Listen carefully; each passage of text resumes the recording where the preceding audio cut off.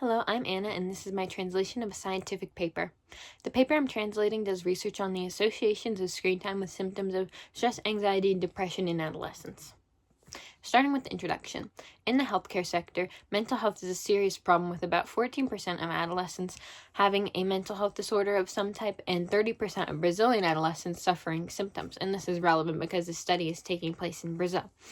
The question this research asks is, what is the correlation between symptoms of stress, anxiety, and depression in adolescents and screen time? So essentially, does increasing screen time make adolescents more likely to experience symptoms of stress, anxiety, and depression, and does it make those symptoms more severe? Previous literature suggests that excessive screen time increases symptoms of depression. However, in these previous studies, they considered 2 hours to be excessive screen time, and many people are spending far more than 2 hours a day on screens, so we wouldn't necessarily consider that excessive. And a lot of these studies only evaluated for depressive symptoms, leaving out symptoms of stress and anxiety.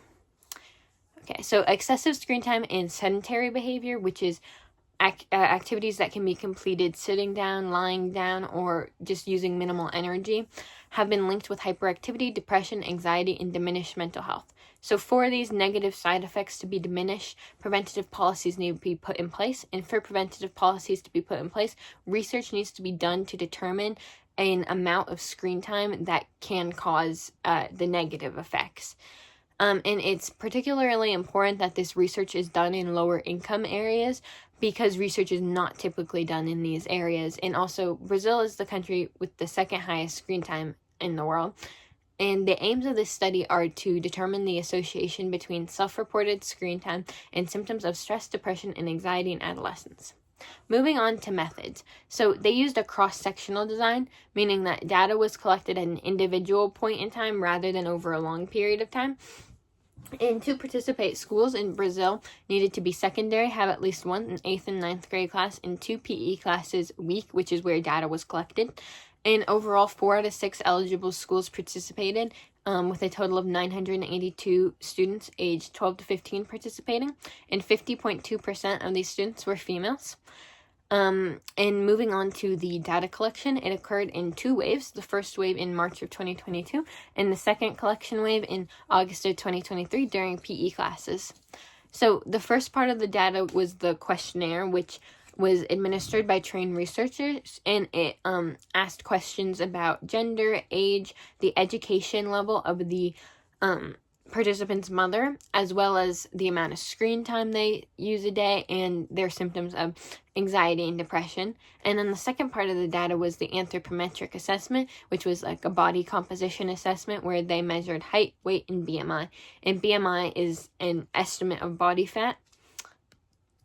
And they evaluated symptoms of depression, anxiety, and stress using the Depression, Anxiety, and Stress Scale, or for shorthand, the DASS-21, which was a questionnaire of 21 self-reported questions.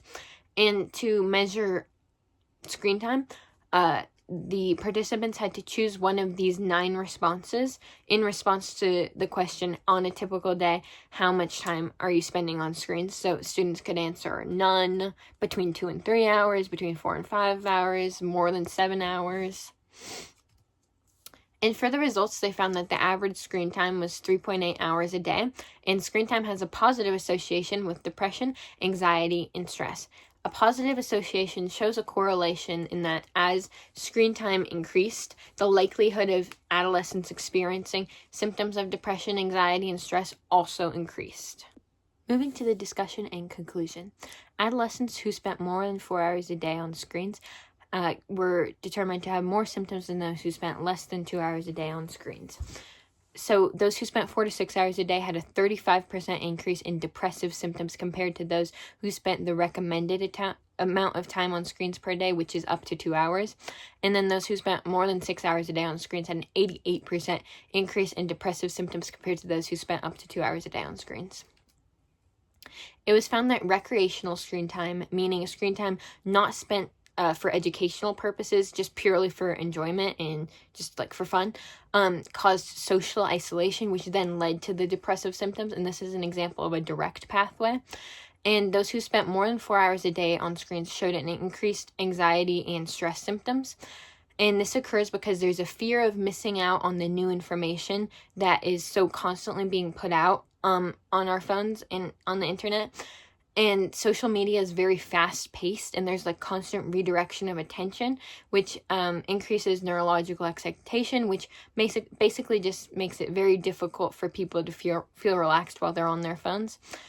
And stress also increases due to sleep deprivation, which happens when we are expecting activity to be going on our phones or devices, so we delay the time that we go to bed to stay like caught up with all of it. So we're depriving ourselves of sleep, which is then in turn increasing our stress levels, and this is an example of an indirect pathway. So it was also found that the type of content may affect depressive symptoms. For example, there are some platforms that expose children to cyberbullying, which can cause depression, and also social media in general has a tendency to promote unrealistic body image and beauty standards, which can promote unhealthy eating behaviors and also just be detrimental to mental health in general.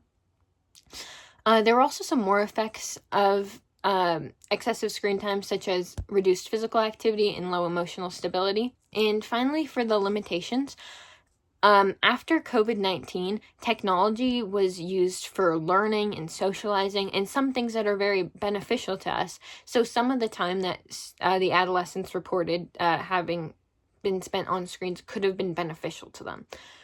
Also, this was a cross-sectional design, so it was difficult to determine the effects on relationships because the data is just being taken at one point in time. So you cannot say that screen time causes relationships to fail. And also, this was a self-reported questionnaire, so there is some memory bias or just maybe instances of participants not giving the most accurate data. And then just the citation. Thank you.